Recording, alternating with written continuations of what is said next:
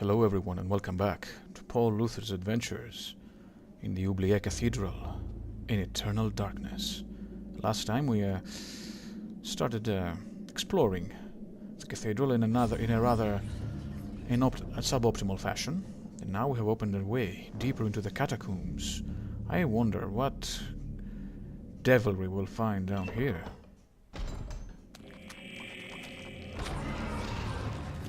Hey, look. It's a child zombie.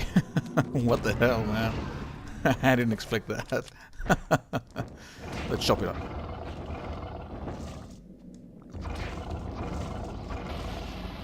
Alright. Time to move forward.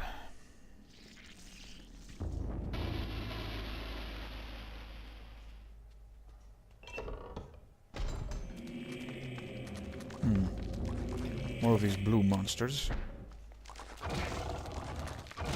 Paul, despite the sword being quite strong,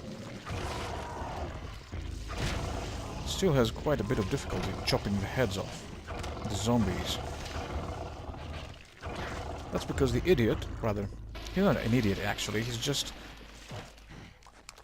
inexperienced. He waves it around with one hand, making the strings having rather significantly less power than they should have. Okay. Now this little bust looks familiar, doesn't it? Alright, now we got the final rune, the power rune. And we can assign... interesting. Unless we find its codex, we cannot use it to power up our spells. This place looks familiar, doesn't it?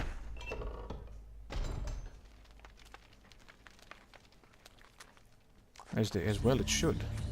It's where Anthony went down to meet the bishop almost 1,000 years ago. Dear God. Okay, get back here. Two horrors. The green one's gonna win, so we're gonna have to charge ourselves with a Chaturga shield.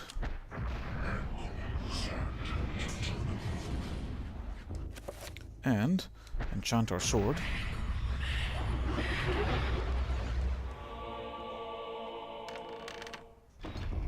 And in we go. Come here, you.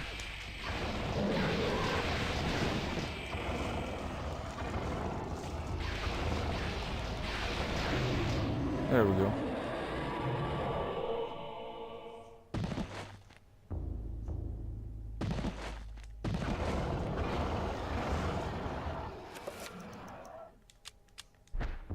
What is this? An effigy of a monk reclining on a sacrificial altar. A deep groove bisects its chest. The monk's face looks almost exactly like the custodian. The inscription reads, "Only when thy friend is sacrificed, when his cries fill the air, will the great doors be open to thee." Huh. This is a quite peculiar door, and it's locked. I wonder what's behind door number 2. Excuse me. Some cadavers waiting to be put back to their graves. Ah, quite a familiar sight, wouldn't you say?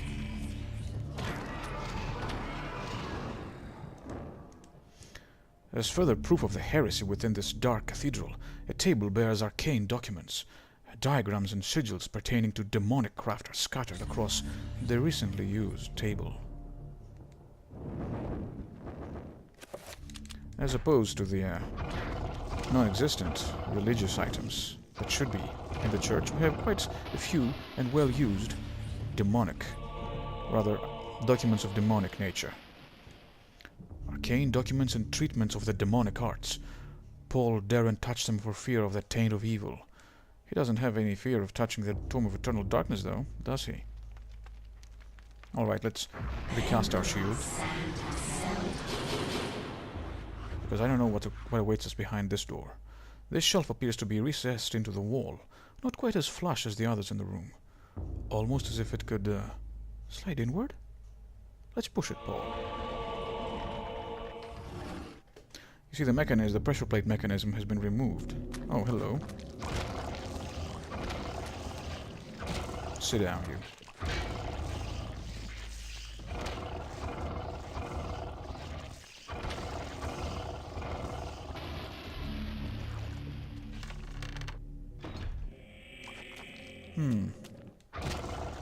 We're once again in the old bishop's lair, shall we say. Candles are lit all around. Does Paul have anything to say about all this? Ah, there we go. Tucked into a niche within the wall, a stone tablet is found. By adding Pargon runes to a spell, it can be powered up, intensifying its effects. Alright, we'll do that later, but because we can hear the whispers of darkness from this altar. A torn diary page has been placed on the shrine. A blasphemous shrine stands at the end of the room. Dedicated to an unholy god, Paul can sense its evil and finds it difficult to approach. Alright, time to read what it says. The Diary of Brother Andrew, page 3. With a shudder, my heart turned to ice. I came to the brutal realization that the entire order were heretics, that I was in incredible jeopardy. Who knows how long they had kept their dark secret, masquerading as custodians of the hand of Jude, when in fact they guarded a damnable relic, the essence of the unholy Jalotath, and used it to lure potential victims to their hideous sacrifice. I felt sick, and despite my faith, I felt intense fear and hopelessness. I know that I must escape this place before they suspect my knowledge. I must warn the world and notify the real Inquisition of their presence. Knowing death is just around the corner and fearing every moment, I commit these words to paper. Augustine will find this book. I will remove certain pages and hide them so that all who may follow might discover the truth before it is too late. Well, it probably is too late for you, my friend, Brother Andrew. But I think we have enough evidence to show to the custodian now. In any case, we should start powering up our spells. We have to recast them all? Okay. Protect. Where is the self? There we go. Power.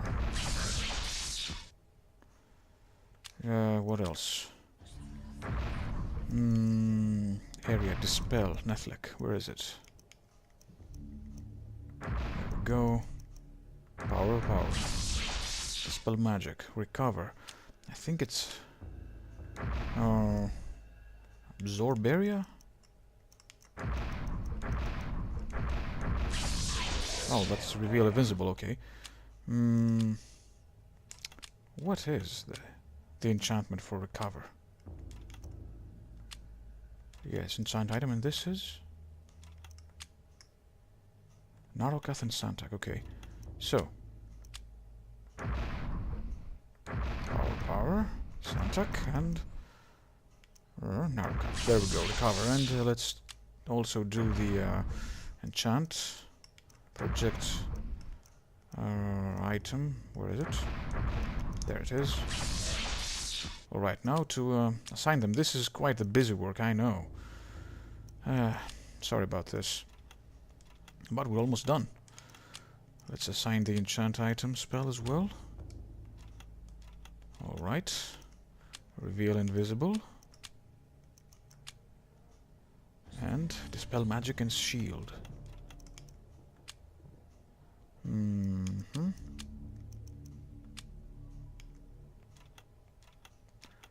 And shield. No,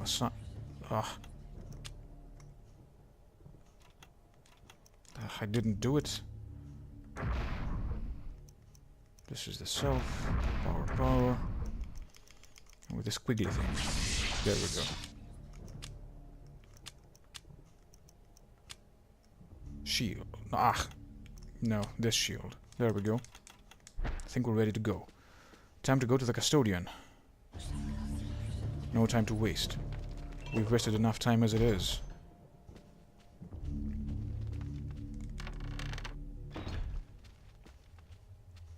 No other ways forward from here, except for that door. The only way up, the only way forward is upstairs. Rather, the only way forward is backwards. Where we came.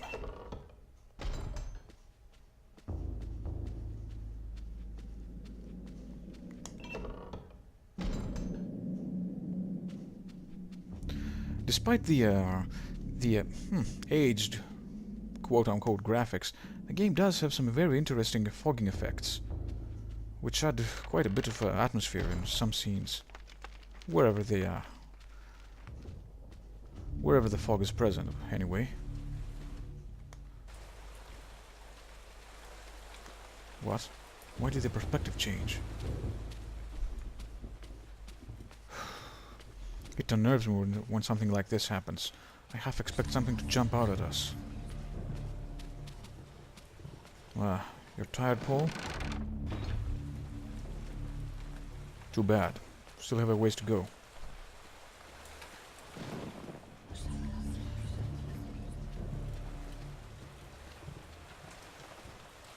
Almost there, Paul. Almost there. Let's get rid of you.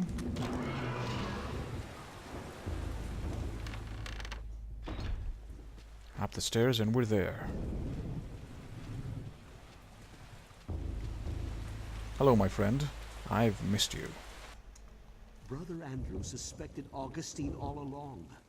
I managed to find remnants of his journal, and it all points to Augustine's involvement with a paganistic cult operating inside the cathedral.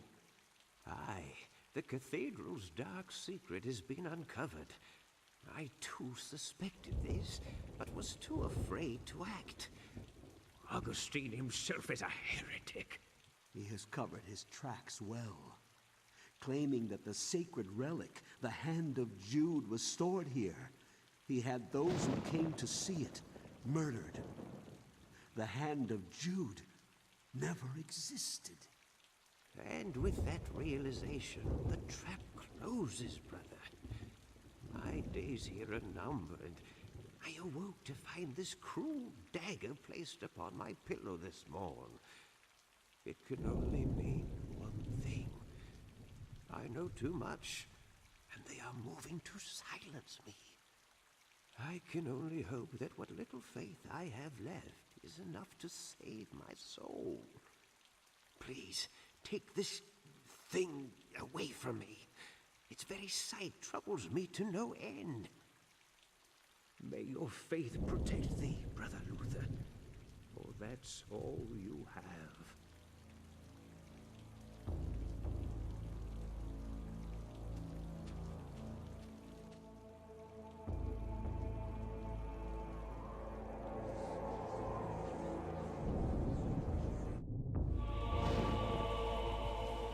Paul has been given the sacrificial knife. What happened to the custodian, Paul? Go back quickly. Oh dear. He's gone. Well, it begs the question. If Paul Augustine knew, if Paul Augustine sent the message that this brother custodian was about to die, why did they sit and wait for him to aid Brother Luther? Unless it was all part of a plan, perhaps. It does appear that the custodian was under scrutiny, under surveillance, because oh, we have company. Just as he gave Paul the sacrificial dagger, he was whisked away. No, I'm not gonna bother with you.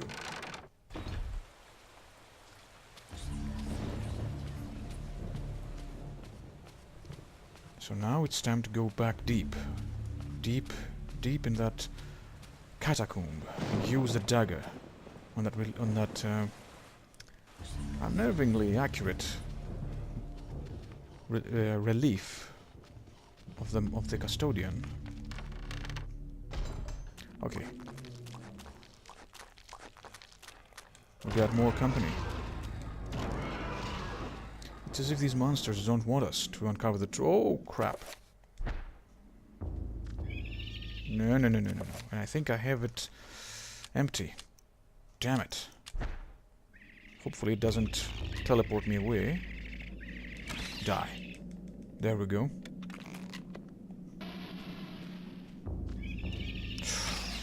Almost stepped on top of it. Alright, let's move.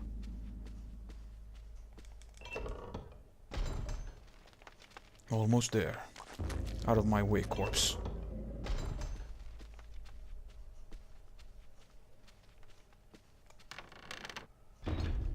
Here we are.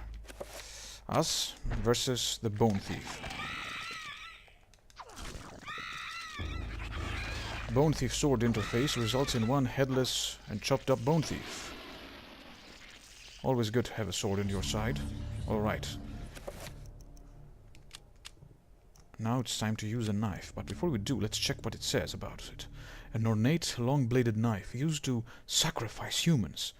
For Paul to even pick it up is repulsive, for the sense of evil it emits is intense and unnerving. The souls this blade has taken live on within the metal. Well, it looks like this is one hell of a knife.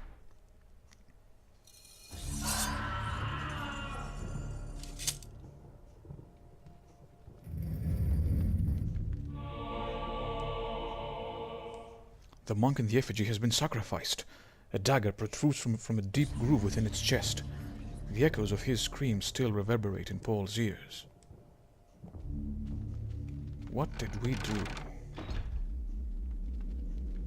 You can hear a pulsing of energies in my left ear. As you can see, we have this magical barrier blocking our way. Paul's progress forward is blocked by a corrosive spell. Obviously, someone wants to keep intruders at bay, and this lethal magic is just the way to do it. We can't try to go through it, but it just hurts us. Instead, we should dispel it.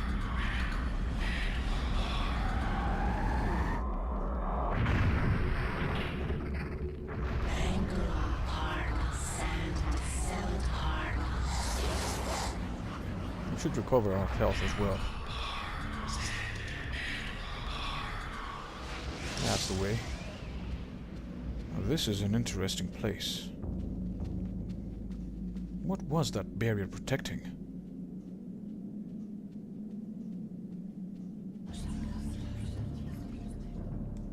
Lying in a pool of his own blood is the custodian, Paul's only ally in his fight against the darkness. His soul no doubt lingers, fused to the altar on which his life has been taken, watching over his own rapidly cooling corpse. Feeling all hope escape him, Paul's situation is suddenly 1,000 times more desperate than before. Now he is alone, alone against the darkness.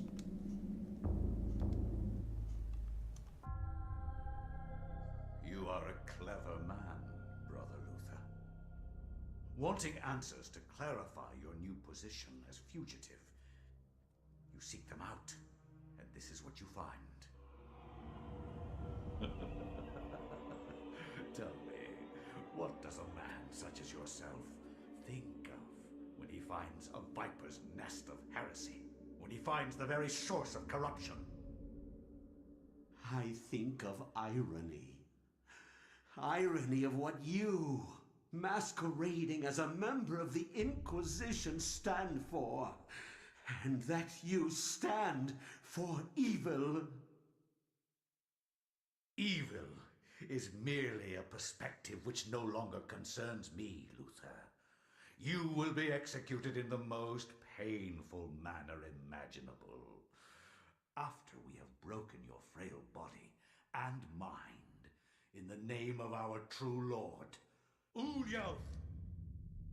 Come, my children, feast on this morsel, and let us return to our preparations.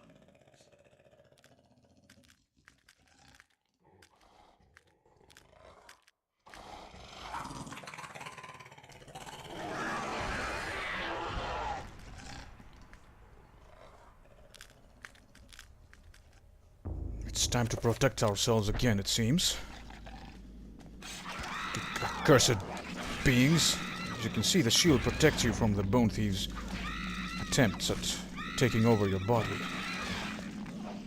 Alright. We're done with this. Time to get after that heretic. Confront him once and for all. We have the power. We have the spells. We have the magic we need. We can take him.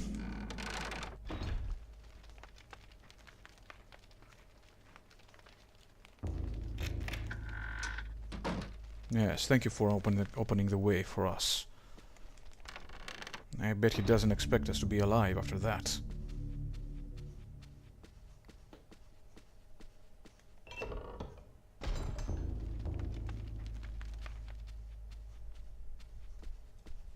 But alive we are, and we are going to bring him to justice. Seems to move quite fast though. Can't seem to catch up with him. Oh crap, what is this? This door is decorated more than most within the catacombs. Sensing an immensely evil behind the door, Paul wonders if the ceremony the monk had mentioned earlier is taking place behind it. Yes, Paul, enter, and put an end to the heresy.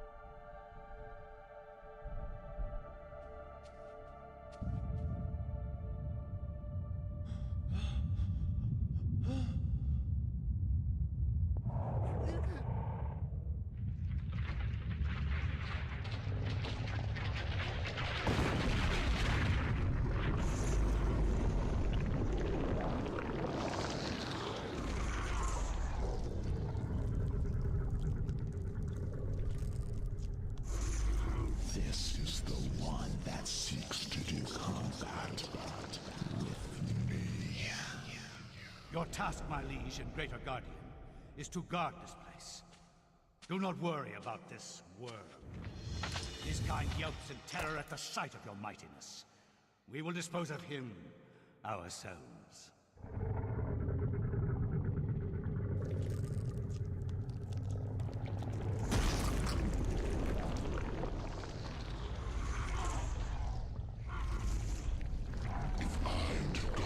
Place, then I will do it as I see fit. Be gone. Leave me, and I will guard the artifact as you have instructed.